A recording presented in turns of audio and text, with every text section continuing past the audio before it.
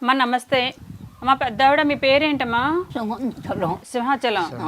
మీ పేరు? కృష్ణనాయుడు అండి. కృష్ణనాయుడు. మీరు అమ్మకి ఏమవుతారు? కొడుకునే. మీరు తల్లి కొడుకు? తల్లి కొడుకు. మీ ఆవిడేది? చనిపోయి. చనిపోయారా? మీకు పిల్లలు ఎంతమంది? ఇద్దరు. అమ్మాయి అబ్బాయా?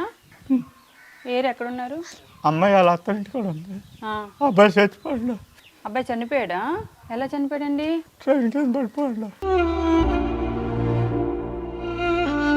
అంటే ఏం కష్టం వచ్చిందని?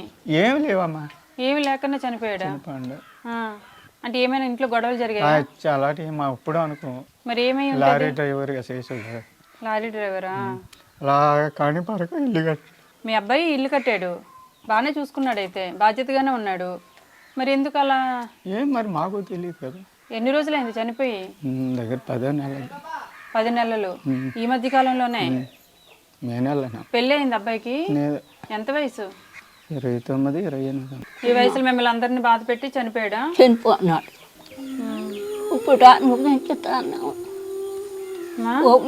సంపాదించుతారు, కళ్ళు కనిపించు, కాళ్ళు కనిపించు.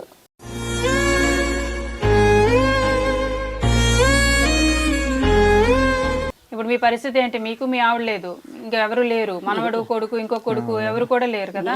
మరి మంచోడు ఎందుకు అవుతాడు మీ కొడుకు? మంచోడే అయితే ఉండే.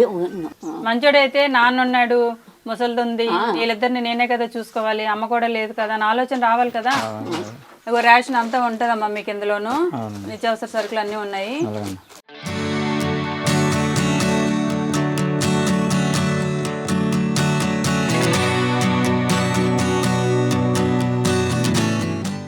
ఎదిగొచ్చిన కొడుకులు, చేతికి అందుకొచ్చిన కొడుకులు తల్లిదండ్రులకి, వృద్ధాప్యంలో ఉన్న ముసలి వాళ్ళకి ఆసరాగా ఉండాలి. కానీ ఏదైనా సమస్య ఉంటే పరిష్కారం చేసుకోవాలి.